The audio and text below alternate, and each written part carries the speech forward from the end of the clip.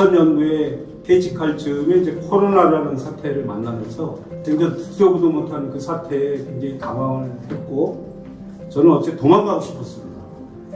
어딘가 어쨌든 도망가지 않고 살 수가 없어서 제가 흘러간 데가 노르망디, 프랑스에 있는 노르망디 그 해안가 절개지 쪽으로 가게 됐어요. 우연히 거기에 있는 빈 공간을 하나 찾아서, 제가 하던 일이 항상 공간을 좀 고치고 수리하고 보수하면서 살았던 경험이 있어서 거기서도 그 빈집을 좀 이렇게 나름대로 창작 공간으로 만드는 작업에 착수를 했는데, 벽을 부시면서 나온 그 깨진 벽돌들을 가지고 나름대로 바닥도 깔고 뭐 하고 그래도 남는 것들이 있잖아요. 그래서 뒷편에다 갖다 버렸는데, 그 버리는 순간 그 벽돌 하나하나들이 저한테 이렇게 말을 걸어오더라고요. 자기를 좀 봐달라, 좀 내가 어떻게, 자기 왕년에 어떻게 살았는지 이런 것들을 얘기하는 듯 했어요. 그랬더니 예전에 아주 견고한 벽체였었고 건물이었었는데 지금 이렇게 깨진 벽돌로 나와 있는 자기 모습을 좀 이렇게 들여다봐달라는 요구를 해서 제가 그 벽돌 하나하나를 좀 제가 다시 보기 시작해서 깨진 벽돌의 초상화를 그려보자 이런 생각을 하게 된 거죠. 그래서 이 깨진 벽돌 초상화를 이렇게 작게 4호짜리에다가 한 20점을 그렸습니다. 프랑스에서 그려서 그 자리에서 전시를 했는데 거기서 한 6점이 팔렸어요.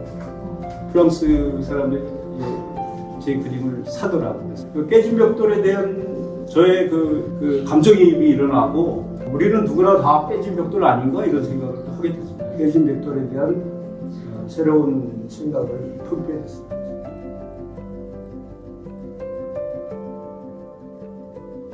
이 사람들이 이 생활하던 이 도구들, 그리고 연장들, 이런 것들에 대한 관심을 갖게 되었어요. 그 사람들의 그 철학이나 경험, 연장들과 함께 해온 그 역사들, 그런 거에 대한 관심을 갖게 되었습니다. 그 연장들을 보면 곡괭이도 있고 호미도 있고, 그런 연장들을 모아서 내 생각을 어떻게 하면 그 연장에다가 흡수를 시킬 것인가, 이런 생각을 하면서 버려진 연장이 다시 부활하거나 재생하거나 재해석되는 그런 결과를 가져오니까 이 작업을 이제 계속 지속적으로 해올 수 있었던 거죠. 이런 작품들은 이제 잘려나간 포크레인 이빨인데, 그래서 이제 꽃 한 송이를 이제 피워놓은 거죠. 이런 작품들도 이제 숟가락, 사람들의 끼니를 해결했던 그 숟가락을 새싹, 새순, 이걸 이제 묘사한 거죠. 여기 있는 작품은 사실 사라져가는 그런 숲의 한 부분이죠. 이것은 이제 금강산에 갔을 때 이게 이제 의미가 있는 나무죠. 열리자라고 할 수 있는데, 열리지. 오른쪽의 나무의 가지가 왼쪽 나무 몸체를 뚫고 들어가가지고 하나의 수분을 같이 섭취하는, 그러면서 공생하는 나무인데, 남과 북이 하나가 되었으면 하는 그런 의미로, 사실 이 남북 관계가 지금 심각하죠. 사라져서는 안 되는 우리의 심성이다 이 말이죠. 그래서 이런 작업을 하게 된 거고요. 안녕하세요. 한국화 작가 이경주입니다.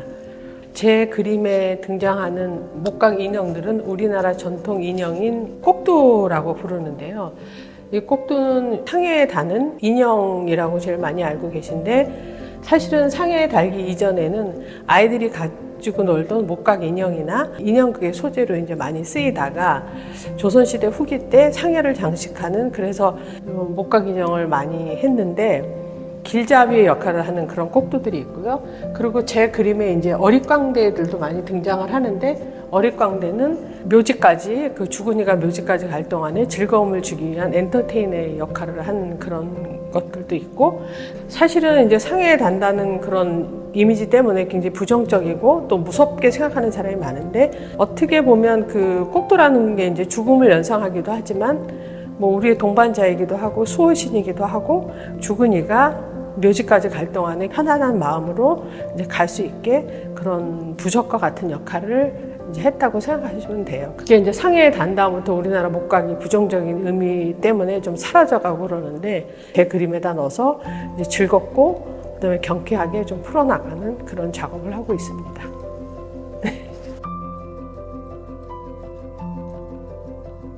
내가 지속적으로 지금까지 조각을 공부하고 배우고 조형하는 그 모든 것은 아마 공간하고 시간에 대한 얘기니까, 그리고 그것을 펼쳐가는 과정 중에서 어떤 재료하고 만나가지고 얘기하고 그런 것들로 남았는데, 실제 생활하고 도움이 있는지 없는지는 모르겠지만 그것들이 이제 어떤 쓰임이라는 그 순간을 만났을 때는 내가 필요해가지고 연필꽂이도 만들고 무엇도 만들었던 그 방법으로 사용한 거고, 그 다음에 이제 내가 미술을 공부하는 순간에 누군가로부터 배웠고 들었던 보았던 것을 이제 재현하는 의미로, 그러고 나서 혼자 있는 시간에 이제 집에 들어가서 그 낙서를 하든 그림을 하다가 보니까 다시 옛 화가들의 화집도 보게 되고, 그다음에 새로운 저기 작가들 작품도 도록도 보고 하면서 거기서 받은 것들을 기준으로 해서 혹은 내 나름대로 이제 낙서를 하다시피 하고, 그것이 한 순간순간이 이어져서 이제 결과를 좀 보여준 거고, 이 자리에 소개하는 겁니다.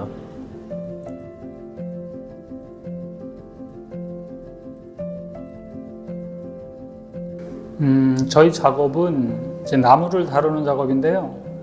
이제 칼이라든가 끌, 뭐 이런 도구 가지고 이제 작업을 하는데, 그 작업의 어떤 과정이 무한 반복하는, 칼질이나 끌질이나 망치질이 계속 이렇게 반복이 되면서 하나의 작업으로 이제 연결이 되는데, 어떤 작품을 만든다는 그런 의미보다는 그 작업을 하는 그 과정들이 마음을 편안하게 하는 그런 과정들이라서, 오히려 그 작업 과정이 그러니까 저한테는 굉장히 편안한 시간이 돼서 작품을 이제 제작하는 그런 의미보다는 제 마음을 다스리는 그런 시간이 돼서 이제 훨씬 더 이제 편안하게 작업을 하고 있어요.